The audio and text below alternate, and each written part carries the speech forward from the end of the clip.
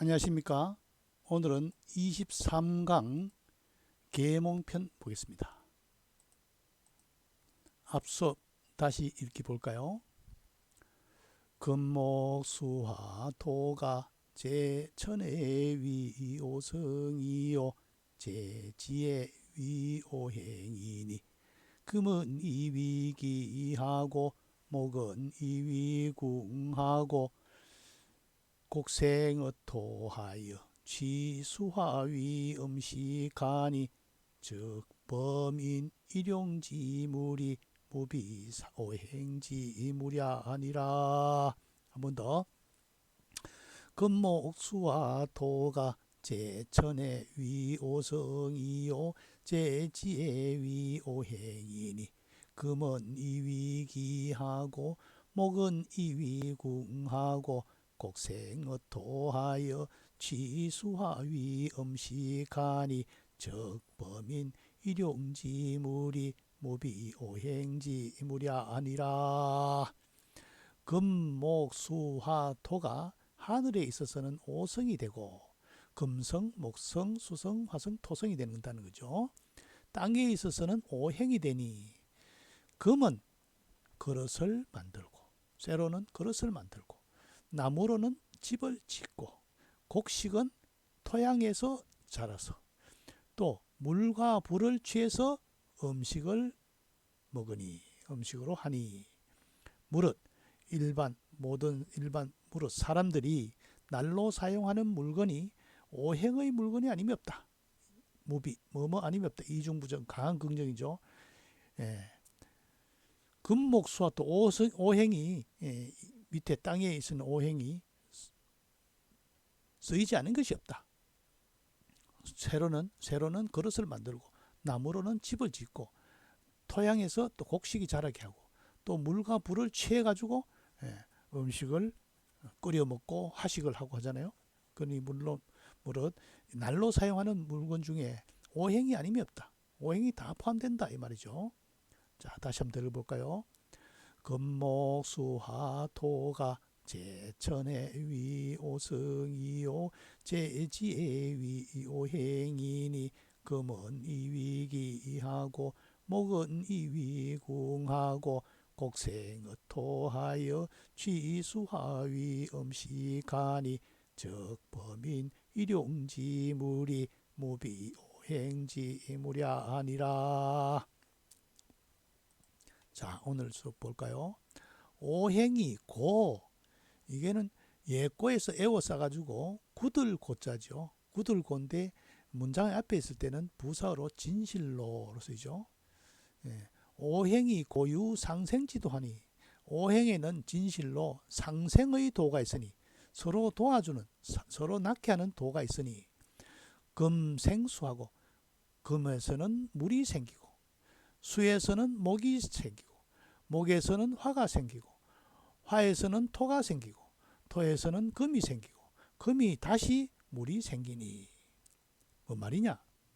오행에는 진실로 서로 상생한 서로 자라게 하는 도가 있으니 쇠에서는 물이 생기는 거죠. 암벽에서 물이 자라죠. 물이 나오죠. 물은 또 나무를 자라게 하죠. 나무에서는 뭡니까? 불이 생기게 하죠. 나무를 태워서 불을 만들죠. 또 불이 다 타고 나면은 재가 흙이 되죠. 흙이 생기고 흙에서 다시 흙이 굳어서 돌이 되고 돌이 더 굳어서 쇠가 되잖아요. 쇠에서 다시 물이 자라니 이 말이죠.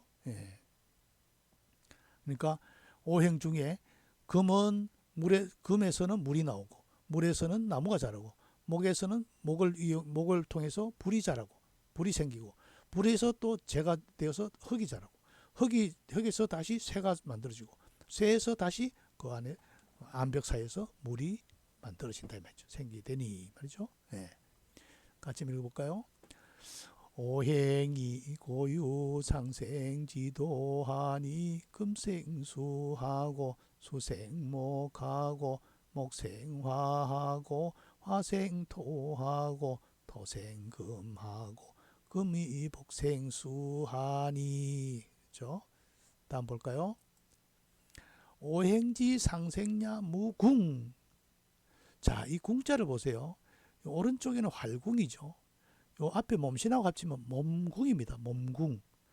우리가 제사 지낼 때 서서 이렇게 굽히는 걸 국궁이라죠. 몸을 굽히는 거. 몸궁.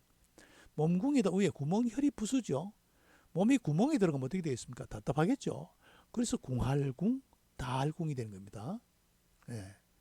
그 다음 인용이 불갈, 다할 갈자는 요 오른쪽 여기 어찌 갈자죠.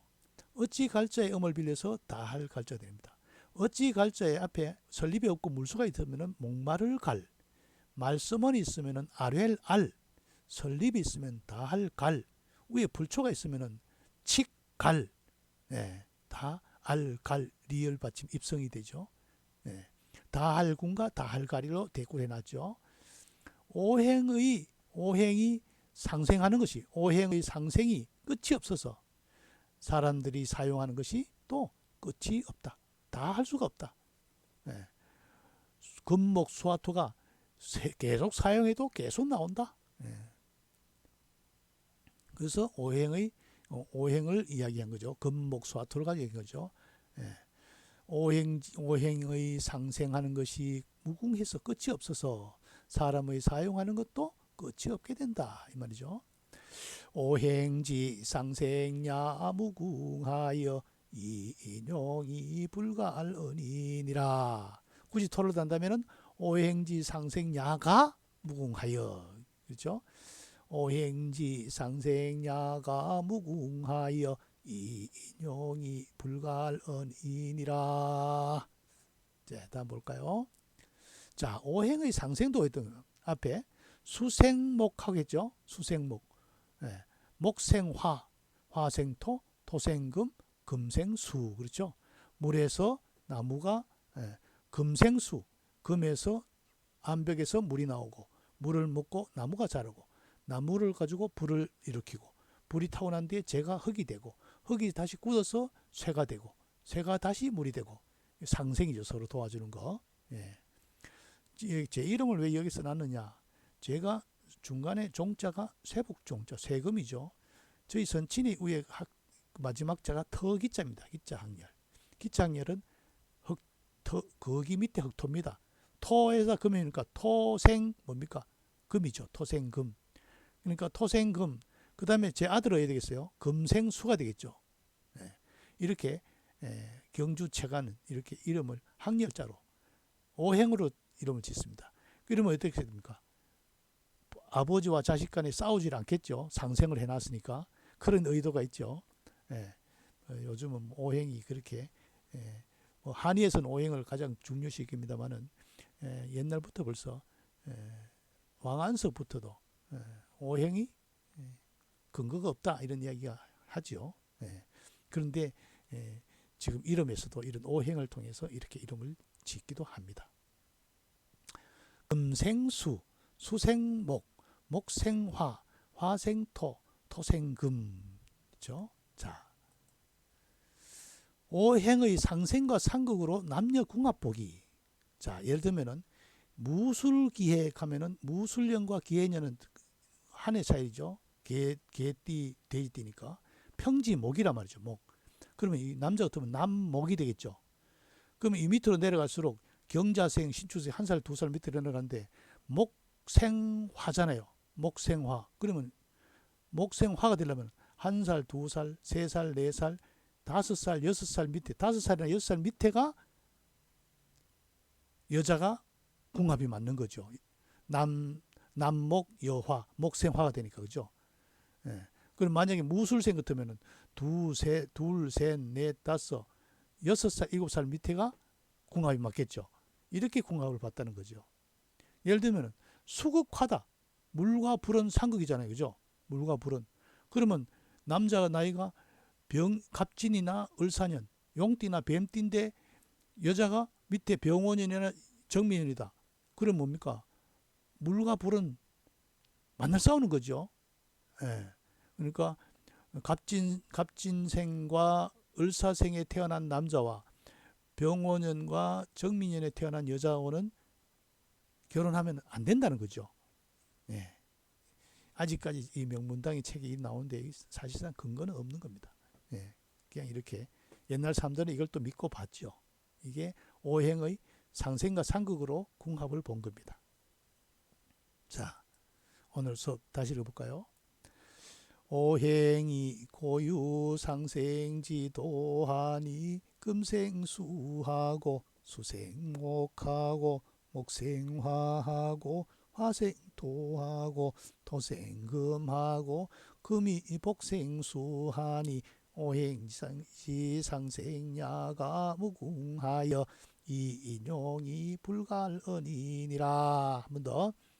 오행이 고유상생지도하니 금생수하고 수생목하고 목생화하고 화생토하고 토생금하고 금이복생수하니 오행지상생야가 무궁하여 이인용이 불갈언이니라. 오행이 진실로 상생의 도가 있으니 금은 물을 생성하게 하고 낳게 하고 생기게 하고, 물에서는 나무가 자라게 되고, 나무에서는 불이 만들어지고, 불에서는 흙이 생기고, 흙에서 다시 쇳덩어리 쇠가 생기고, 쇠에서 다시 물이 자라게 생기게 되니 오행이 서로 낳게 하는 것이 무궁해서 사람들의 사용하는 것도 끝이 없게 된다 이 말이죠. 자, 한 번 더 읽어보겠습니다. 오행이 고유상생지도하니 금생수하고 수생목하고 목생화하고 화생토하고 토생금하고 금이복생수하니 오행지상생야가 무궁하여 이인용이 불갈언이니라. 예, 수업 여기서 마치겠습니다.